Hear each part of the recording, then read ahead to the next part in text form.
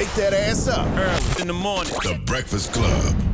Morning, everybody. It's DJ NV, Charlamagne the Guy. We are the Breakfast Club. We got a special guest in the building. She's the chair of the New York City Civilian Complaint Review Board.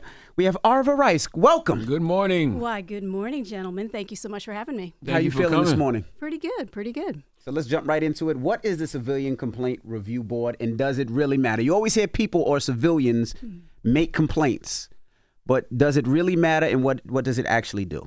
Absolutely. The Civilian Complaint Review Board is an independent agency that investigates police misconduct. And we were established in the 1950s, and over the course of time, Mayor Dinkins provided us with even more powers in order for there to be a place where when individuals have interactions with the police department, negative interactions with the police department, there's some place for them to go. And does it matter? Absolutely. It makes a difference if there's a place and a space where individuals can go where they feel like they've interacted with the police department and feel like they've been disrespected, feel like they've been hurt. So it absolutely matters, and that's the reason why it's important for people to know about the Civilian Complaint Review Board. I want to do more than complain, and I want people to do more than just review. Like what consequences actually happen to police officers after I make my complaints and y'all review them? Yeah, no, that's a great comment, and it's part of our work is making sure that it is more than just talk or lip service.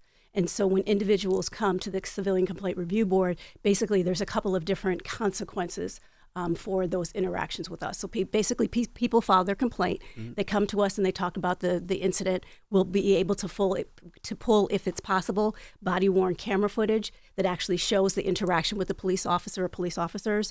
We're able to do interviews. There's a whole staff and a team that's dedicated to looking at these issues. And then my board looks at the information that's provided to them and is able to make a recommendation. And so there's consequences, there's recommendations that we make to the police department as a result of that interaction. The place that's a challenge is that any recommendation that we make is a recommendation, and it's ultimately up to the police commissioner to either go forward with the discipline that we've recommended, or they cannot go forward with it. Now, you know, a lot of people think it's BS, pardon my French, right? So you make a complaint. I want you to break us down what happened. So like we had a issue a couple of years ago at our old building where we felt like a police officer was harassing us and saying that we weren't stopping at the stop sign. And Angela Yee, who used to be on the Breakfast Club, made a complaint. When she made the complaint, she had to make several complaints. And then finally when she made a complaint, she said they set her up with, I guess, a conversation or a meeting with the officer, right? A mediator with mediation with the officer. She said during the meeting, the officer didn't seem like he was really there. He was being an a-hole on his phone. It was very rude, very disrespectful, and it kind of discouraged her for even going a step further. And people that I talk about usually say the same thing when it comes to a lot of these review boards. So what do you say to that, and what is the process and the procedure? But because that's the reason why I've never made a complaint when there was a problem or situation, because I feel like it falls on deaf ears. On deaf ears, excuse me. Yeah, no. It is important for people to make those complaints because we need to have a history of it. The fact is that we don't want police officers to be able to act, terrible in New York and then be able to do the same thing in Chicago or Akron or wherever. And so it's important for that track record to be in place. It's unfortunate that she had that type of response from the police officer, but we need to hold people accountable. Like it's not okay. It's not okay to make people late for work, late for school, late for being stopped like that. And so that's why the board is here. And over the course of time, we have had increased powers. And so would we like to be able to have every recommendation that we make be put into place? We want to have that final authority. And so those are the things that we continue to push for. And so we need to work in conjunction with community in order for that to happen. So now what's the process? So you make a complaint, and now what goes from there? For people, let run me through the whole process. Let's say I got into an altercation with a police officer. I make a complaint. What's next? Yeah, so they call our office or they go onto our website. They make the complaint. And then they meet with one of our investigative teams. They meet with a person on our staff. Then we're able to pull all relevant information, like I said, whether it's body-worn camera footage, having interviews, having those conversations. And then based on that information, the team from the CCRB makes a recommendation to the board. And so our board is comprised of 15 people that are appointed. 5 of them come from our city council, 5 of them come from the mayor's office, 1 comes from the public advocate, and 3 are actually designated by the NYPD. And so those recommendations come to us, we review them, and then we say whether the case is substantiated, which basically means, yes, it looks like there was police misconduct, and or it's unsubstantiated. And then those recommendations go to the police department. In the most heinous of cases, there's actually a trial that'll take place. And so there's individuals on our staff at the CCRB who are responsible for taking that case to trial. And then from that trial, then there's a final decision that's made. And some of the consequences could be a loss of vacation pay, it could be probation, and in one case that we all know about with Eric Garner, it ended up being an actual termination by a police officer. How do y'all process complaints? Because I know it's a high volume. So how do y'all say this is something we should get into now? Yeah, it is an extremely high volume, and during the protest cases, we had over we had over 700 cases that came in a 48-hour period that whittled down to 321 cases that the investigators are responsible for. So yeah, it was insane. It was like months and months of going through this information. It was particularly hard then because the rosters of where police officers were confusing. Their equipment was switched, and it was hard to even identify police officers. And so what we do is we prioritize those where we have the most information, where it looks like there's a concrete case and there is police misconduct, and we push for that accountability. I was going to ask, some people don't want to necessarily complain because they feel like it'll fall back on them, especially in their own neighborhoods where they live, if they see this officer over and over again. But if they don't complain, or I should ask, when you do have a complaint on an officer, can you look at how many complaints that officer received? And does that, I guess, make y'all push harder if it's like 14, complaints or 100 complaints or one complaint? Does that matter at all? Mm-hmm. And I have two responses to that. First of all, there was some law that was recently passed, 5A, that allows us to actually have information on police officers, so people can go to our website, to the CCRB, and look and see if there's a police officer who has had repeated incidences. And when we receive cases, meaning the board at the CCRB, there is a history of that police officer's interaction with the CCRB. So it does make a difference. If this is their first time or this is the 10th time, we've been seeing this police officer over and over again. And like I said, because that's public, and now it's anybody who wants to see that information, it's now available. Do the police give y'all hell? Because I'm sure that they don't like y'all line of work, right? Mm-hmm. Like, do they put pressure on y'all? Working with the NYPD can be a challenge, yes, yes, indeed. We most recently have additional powers at the CCRB to look at incidents of racial bias in policing. And in those particular cases, we needed to get additional information from the police department in order to go through with those cases. And it took us a while. We were 8 months of going back and forth with NYPD saying, we want this information, we want this additional information. And most recently, it was one of the last things I did with a former commissioner, with Commissioner Sewell. We signed a memorandum of understanding that said, this is the set of information that we're going to get as a result. So it's definitely a challenge, because the police department believes that it's a challenge to have civilians look at oversight and accountability, but there's a reason why it was created. There's a reason why Mayor Dinkins pushed to have us here. So the racial profiling and bias-based policing, that's a different unit of what y'all do? Or? It's a specific unit that's looking at those times where you feel like it's you're being accused for being black, right? Mm-hmm. So it's driving while black, it's bird watching while black, all those different things, and so it's an opportunity for the CCRB to look at those cases. How have those cases been going? Well, that once again been a challenge. We received those powers a little bit over a year ago. Took 8 months of back and forth trying to get the NYPD to release the information for us to do those cases. And so now that we've come to that agreement, hopefully over the course of the next couple months, it will go more smoothly. Internal Affairs. Do you guys work with Internal Affairs at all?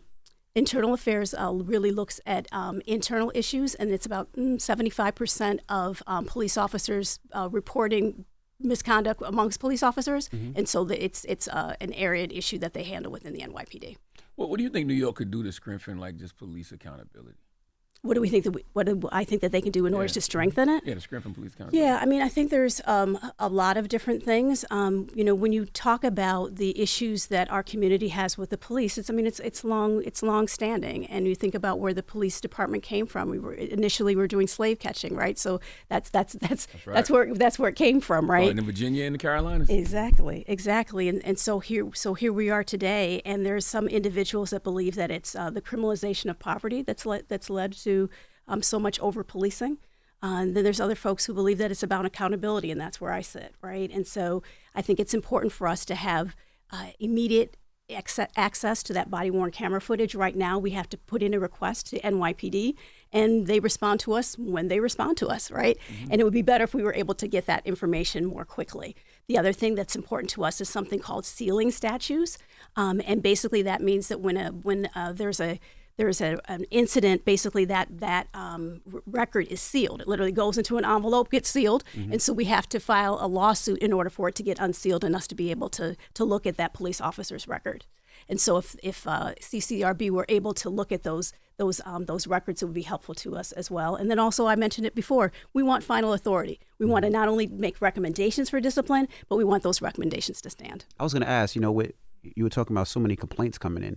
How do you make sure that you can continue staffing? Because it's, if that many complaints came in a 48-hour period, I mean, I'm sure you guys are backlogged from the week before and the week before. So how do you make sure that staffing can maintain everything that you guys have to do? Mm-hmm. That's the one bit of good news I have for today, and that's in the New York City budget that we were funded at the level that we had requested. Mm-hmm. Oh, wow. in order that we can no, right, exactly. Yeah, wow. They want to cut your budget, right? They calling us too much problem. Yeah, exactly. Usually when it comes to the city budget, people don't have that much good news, but for us, we do have a little bit of good news that we were funded to work with the racial justice bias-based policing unit was fully funded, and so we feel like we will have the staff that we need in order to do our work. And I was going to ask, with the mayor being an ex-police officer, is it easier or harder to work with the mayor? We believe that the mayor is a supporter of accountability, but we do recognize that he is a former police officer. And so as a result of that, we have to push all the harder in order to put forward some of the things that we want to have happen. How does it hurt? How would it have hurt the agency if the budgets would have been cut? Well, we would have probably had to give back those cases. And the reason why that's important is over a 7-year period, there were over 4,000 cases that were looked at by the New York City Police Department, looking at issues that had to do with racial bias, and only 4 of them were substantiated over a 7-year period. Wow. So it was really important for other individuals, meaning the CCRB, to be able to have access to those cases and be able to look at them. Wow. What's the I don't want to say the punishment, but I guess it's the punishment for sometimes when police officers don't turn on their body cameras or they don't have one at all, because aren't they all required to have body cameras now? Yeah, and that's become part of our new powers, is to look at that as well. Before it wasn't, and so we have something called a discipline matrix, which was a set of rules that were agreed upon between the last police commissioner and the mayor de Blasio and the former police commissioner. And so basically there is a set of discipline that we select from if an officer has certain infractions. And so we're able to select from whether it's vacation days, whether it is probation, suspension, all those other sorts of things. And so there'll be a range of penalties for not having their body-worn camera on. Gotcha. So how do you reach the people in New York? By just continuing to do press like this? Yes, and we have an outreach team. So we have a team that specifically goes out. If anyone calls our office and says they want to have a presentation at their school, they want to have a presentation at their community group, their nonprofit organization, we definitely go out and do that. We're doing that on a daily basis. We have a program that actually goes out and goes to basketball courts and goes courtside and talks to people about the process in order to file a complaint with the CCRB. If you weren't the chair of the CCRB, but you knew of the organization, what would you tell people the why is to why they should file a CCRB complaint?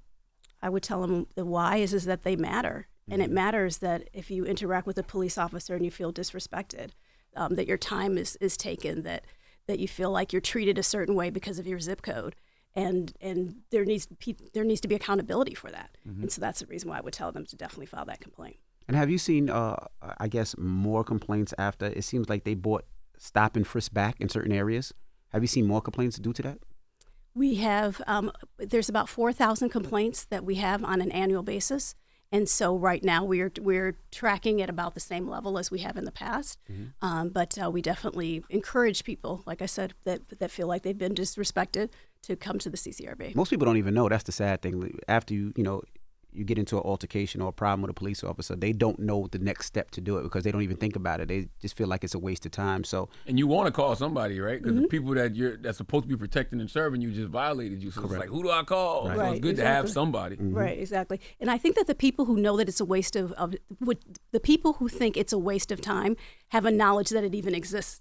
And I think there's a whole other group of people who literally just have no idea where to go. Right. Are they just exhausted by the system? That's true. They've been beat down for so many years. It's Exactly. like nobody cares. Right, exactly. Well, how can people learn more about your organization and get the knowledge they need? So if there is a situation or a family member has a situation, they know the proper protocol. Yeah, absolutely. They can come to our office, which is located downtown at 100 Church Avenue, Church Street, and we're up on the 10th floor. They can go on. They can call 311. They can log on to our website at the CCRB and look us up, and we can talk to them more about filing that complaint and finding out more about our organization. Well, thank you so much. We appreciate your time. Absolutely. Arva Rice, the chair of the New York City Civilian Complaint Review Board, and thank you so much. Appreciate your work. Thank you. Appreciate it. It's the Breakfast Club. Good morning.